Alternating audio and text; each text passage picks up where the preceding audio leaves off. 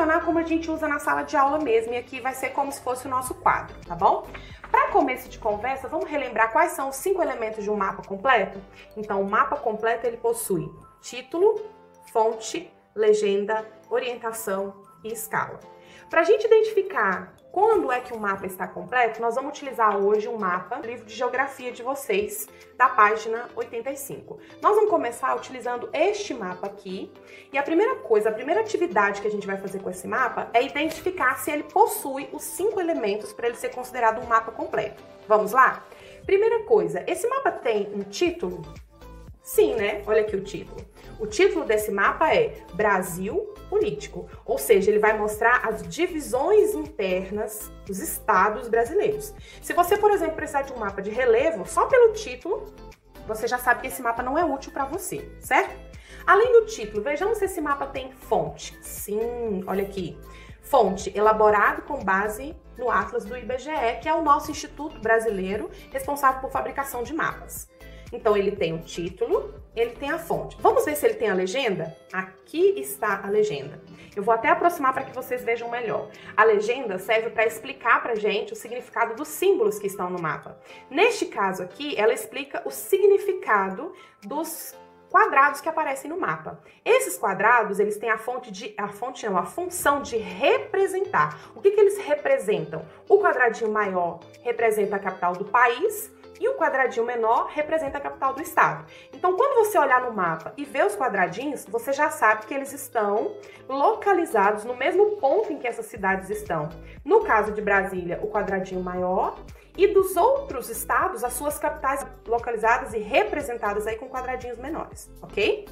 Além do título, da fonte e da legenda, esse mapa também tem orientação. Se a gente observar aqui no canto superior direito, eu tenho uma rosa dos ventos completa, indicando os pontos cardeais, norte, sul, leste, oeste.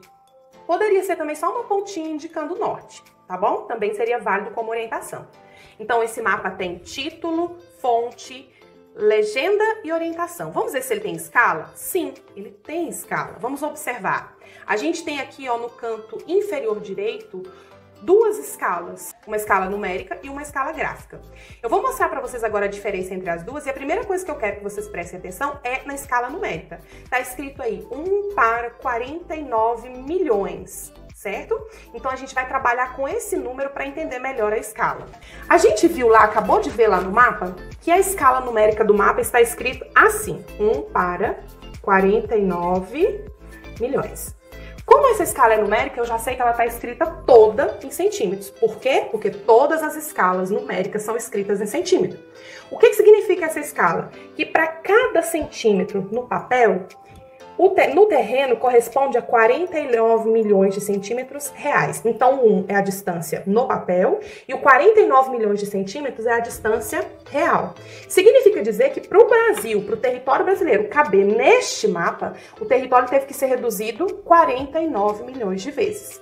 Ora, se eu sei quantas vezes foi reduzido para caber no papel, eu também consigo pegar o mesmo mapa e fazer uma inversão e descobrir qual é o tamanho real. O problema é que quando a gente vai fazer essa conta inversa para descobrir o tamanho real, a gente nunca usa centímetro, até porque não é comum você medir distâncias entre cidades em centímetro. Então, normalmente, o que a gente faz? Quando a gente pega um mapa que tem uma escala numérica, a gente, mais do que depressa, vai lá e transforma essa escala numérica numa escala gráfica. Para quê? Para que a gente tenha um resultado não em centímetros, mas em quilômetros, e facilite a gente descobrir a distância real. Como é que eu faço isso, professora? Bom, o primeiro passo é transformar os números em centímetros para quilômetros. Para isso, a gente vai usar essa tabelinha que eu acabei de colocar aqui para vocês, que é os múltiplos e submúltiplos do metro, ok? A gente sabe que o metro é a nossa unidade de medida de distâncias, ele é a nossa unidade básica. Ele tem unidades de medida menores que ele e maiores que ele. As unidades de medida menores que o metro são, se eu pegar o metro e reduzir ele 10 vezes, cada uma parte desses 10 vai ser chamado de decímetro. Se eu pegar o metro e reduzir ele 100 vezes, cada uma parte dessa de 100 vai ser chamada de centímetro. E se eu pegar o metro e reduzir ele 1000 vezes, cada uma parte vai ser chamada de milímetro. Esses são os submúltiplos do metro. 10 vezes menor, 100 vezes menor, 1000 vezes menor. Agora a gente vai para os múltiplos, que são as unidades de medida maiores que o metro. Se eu pegar o metro e aumentar ele 10 vezes, cada 10 partes dele vai ser chamada de decâmetro. Se eu pegar o metro e aumentar ele 100 vezes, cada parte será chamada de hectômetro. E se eu aumentar 1000 vezes, cada parte será chamada de quilômetro. Esses são os múltiplos do metro. 10 vezes maior, 100 vezes maior, 1000 vezes maior. Ok? Agora a gente vai usar essa tabelinha para a gente descobrir quanto que é 49 milhões de centímetros em quilômetros, que é o que a gente está querendo saber. Então, primeiro nós vamos colocar os números aqui dentro, sempre da esquerda para a direita. Vamos usar a casinha, vou chamar de casinha, a casinha do milímetro? Não. Por que nós não vamos usar a casinha do milímetro? Porque a nossa escala numérica está escrita em centímetros, então nós vamos começar dos centímetros. O que a gente vai fazer? A gente vai colocar um número em cada casinha, da direita para a esquerda, e tudo que restar a gente vai colocar na casa do quilômetro, tá bom? Então vamos lá. 0, 0, 0, 0, 0, 0, 6 zeros e o 49. Agora, repara uma coisa muito interessante comigo. Aqui eu tenho 49 milhões de centímetros. Mas se eu retirar o zero que está na casa do centímetro, eu vou ter 4 milhões e 900 mil decímetros. Se eu retirar o zero que está na casa do decímetro, eu vou ter 490 mil metros. Se eu retirar o zero que está na casa do metro, eu vou ter 49 mil decâmetros. Se eu tirar o que está na casa do decâmetro, eu vou ter 4.900 hectômetros. O que restou, gente? Restou 490 quilômetros. Então, se eu quiser descobrir, como que eu faço para descobrir do centímetro por quilômetro? Olha só, repara comigo, quantos zeros você cortou? 1, 2, 3, 4, 5. Matou a charada. Cada vez que você quiser descobrir, transformar de centímetro para quilômetro, você vai cortar 5 zeros. 1, 2, 3, 4, 5. O que restou, gente? 490 quilômetros. Agora, perdão, já transformados. Esse 490 quilômetros é o que eles usam para construir a escala gráfica, porque na gráfica, essa operação que a gente acabou de fazer, ela já está feita. Então, o que eles fazem? Você pega a sua régua, se você medir, olha aqui, entre cada marcador desse tem 1 centímetro diferente.